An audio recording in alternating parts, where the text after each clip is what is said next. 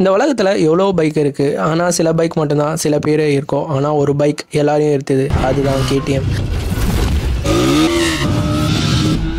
ஏன்னா அதோட ஸ்பீட், அதோட பர்ஃபார்மன்ஸ், அதோட கலர், அதோட லுக், அதோட டிசைன் எல்லாமே அல்டிமேட்டாக இருக்கும். இது உருவாக்கியவர் ஒரு மெக்கானிக்கல். அவர் பேர் தான் ஹென்ஸ் ட்ரங்கன்ஃபூல். 1909 யூரோப் கான்டினென்ட்டில் இருக்கக்கூடிய ஆஸ்திரியாவில் மேட்டிஃபோன் ஒரு சின்ன சிட்டியில் கார்லிக் ட்ரங்கன்ஃபூல், மெரினா ட்ரங்கன்ஃபூல் இந்த 2 பேருக்கும் ஒரு குழந்தை பிறகுது. அந்த குழந்தை தான் ஹென்ஸ் ட்ரங்கன்ஃபூல். இந்த குழந்தை சின்ன வயசுலேயே அதிகமாக மெக்கானிக்கல் விஷயத்துலலாம் அதிக ஈடுபாடாக இருக்குது. ஏன்னா அவங்க தாத்தா வந்துட்டு ஒரு மெக்கானிக்கல் சென்டர் வச்சுருக்காங்க. ஸோ அதனாலயே அதெல்லாம் பார்க்குறதுனாலே அந்த குழந்தைக்கு அதிக மெக்கானிக்கல் விஷயத்தில் இன்ட்ரெஸ்ட்டாக இருக்குது. அதுக்கப்புறம் 1931 வந்துட்டு ஹென்ஸ் ட்ரங்கன்ஃபூல் வந்துட்டு ஒரு கார் வாஷிங், அதுக்கப்புறம் பைக் ரிப்பேர் சென்டர் வந்துட்டு ஒன்று ஓப்பன் பண்ணுறாரு. அந்த ஓப்பனிங் பண்ணதில் அந்த சென்டர் வந்து ரொம்ப நல்லா தான் போகும். 1935 வந்துட்டு இவங்க வந்துட்டு ஒரு ஹோல்சேல் ப்ரைஸ்க்கு வந்துட்டு காரெல்லாம் வாங்கி விற்கிறாங்க. இந்த வாங்கி விற்கிறதும் நல்லாவே சேல்ஸ்லாம் போகுது. அதுக்கப்புறம் திடீர்னு அவருக்கு வந்து ஒரு ஆசை வருது, நம்ம தான் பைக் மேலே அதிக இன்ட்ரெஸ்ட்டாக இருக்குமே, நம்மளே பைக்கெலாம் விற்கலாம் அப்படின்ட்டு திரும்பி 1937 அவர் பைக்லாம் வாங்கி விற்கிறாரு. அதோட லாபமும் நல்லா போகுது. திடீர்னு வேர்ல்டு வார் 2 அது 1939. அப்போ இருக்க ஐரோப்பியர்கள் எல்லாருமே வேர்ல்டு வாருக்கு போகணுன்னு ஒரு கன்ஃபார்ம் ரூல் இருந்து. ஸோ இவர் மட்டும் அதுக்குன்னா விதிவிலக்கா, இவரும் அந்த வேர்ல்டு வாருக்கு போகிறாரு.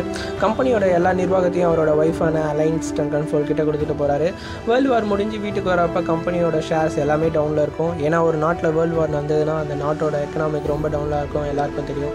ஸோ அதனாலே 1951 நம்மளே ஒரு பைக்கை ஓனாக ப்ரிப்பேர் பண்ணி மார்க்கெட்டில் விடலான்ட்டு ஒரு முடிவு எடுக்கிறாரு. ஸோ அப்படி உருவாக்கின ஒரு பைக் தான் R100. இதோட எல்லா பார்ட்ஸுமே இவரே ஓனாக ஒரு வீட்டில் பண்ணது. பட் ஆனால் அதோட இன்ஜின் மட்டும் ரோயக்ஸ் இன்ஜின்ஸ் ஃபிக்ஸ்டல்ஸ் அண்ட் ஸ்ட்ரக்சர் அப்படின்ற ஒரு கம்பெனிக்கிட்டேருந்து வாங்கியிருக்காரு.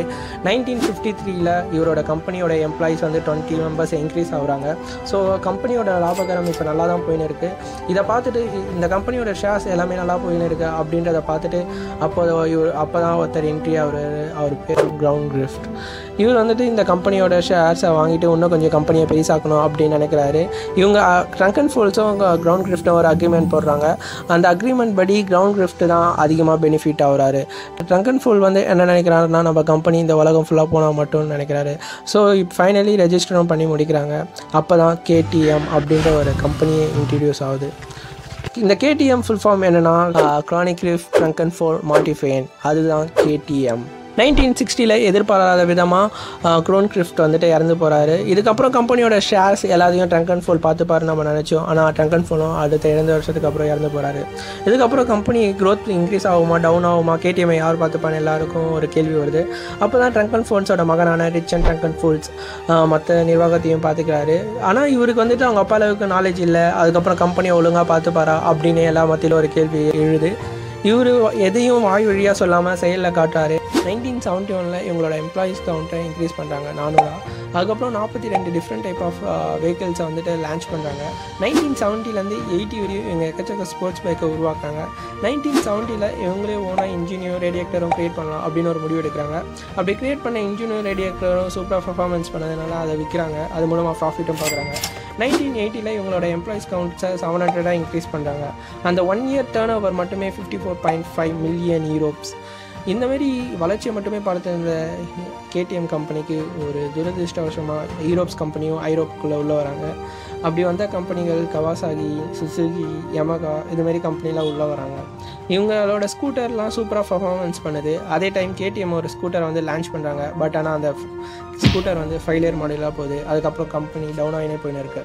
இது மாதிரி கம்பெனி லாஸில் போயின்னு இருக்க சமயத்தில் எதிர்பாராத விதமாக 1984 எட்வின் ட்ரங்கன்ஃபூலும் இறந்து போகிறாரு. அதுக்கப்புறம் கம்பெனி எப்படி நடக்கும், எப்படி பர்ஃபார்மன்ஸ் பண்ணோம் அப்படின்றதுல ஒரு பெரிய ப்ராப்ளம் வருது.